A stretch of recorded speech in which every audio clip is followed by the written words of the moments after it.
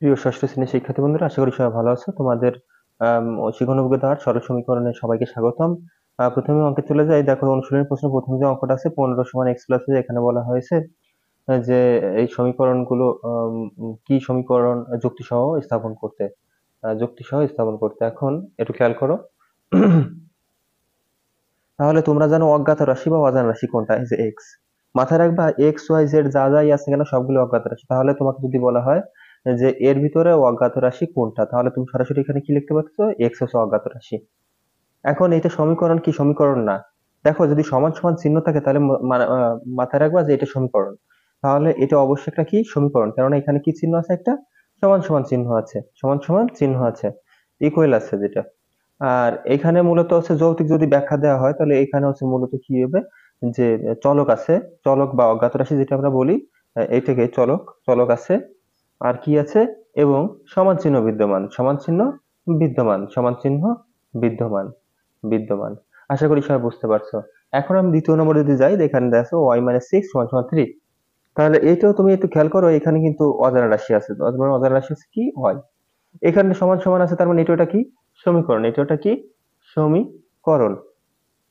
তুমি ঠিক এখানে একই রকম লিখতে পারো, যে এখানে হচ্ছে চলক এবং সমান চিহ্ন বিদ্যমান, চলক এবং সমান চিহ্ন বিদ্যমান। দ্বিতীয় নম্বরে একটা প্রশ্নে আসি।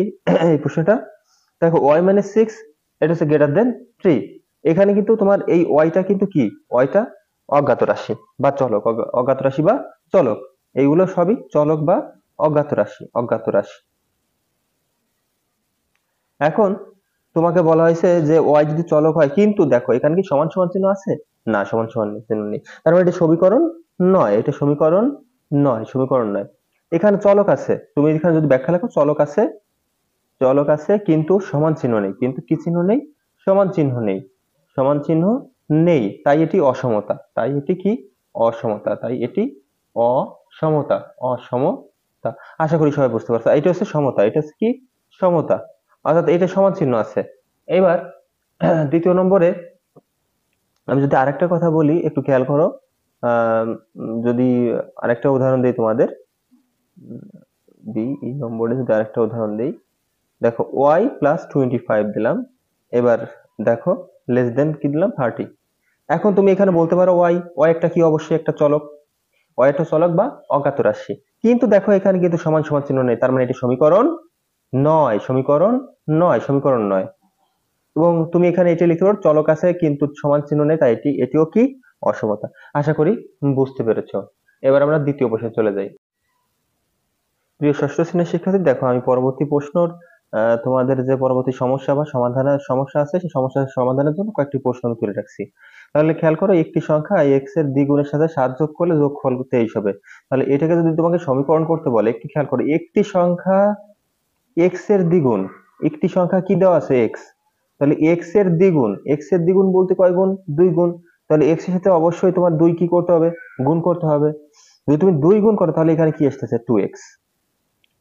এখন বলা হয়েছে যে এই 2x এর সাথে, অর্থাৎ দ্বিগুণের সাথে 7 যোগ করলে, যদি 7 যোগ করো, তাহলে 7 যোগ করো, যোগ করলে যোগফল হবে, যোগফল মানে কি? ফলাফল। তার মানে ফলাফল হবে কত? 23। তার মানে তোমার মূল সমীকরণটা কি দাঁড়াইলো? যে 2x প্লাস 7 সমান সমান 23। আশা করি বুঝতে পেরেছো। দ্বিতীয় প্রশ্ন চলে যায়, যে দুটি ক্রমিক স্বাভাবিক সংখ্যার যোগফল 36 এবং ছোট সংখ্যাটি y। ছোট সংখ্যাটি কিন্তু y অলরেডি দেওয়া আছে, ছোট সংখ্যাটি y অলরেডি দেওয়া আছে।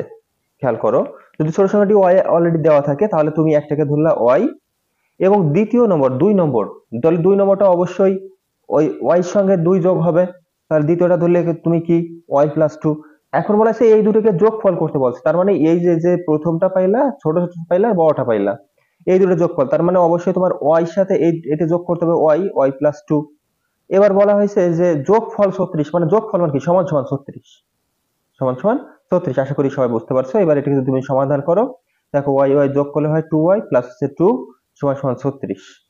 আবার এটাকে যদি আরেকটু সমাধান করো, বা 2y সমান সমান এই 36, এই পাশে 2 ছিল যোগে, ওই পাশে আমি নিয়ে গেলাম -2, বা 2y সমান সমান 36 তে 2 চলে গেলে থাকে হচ্ছে কত? 34।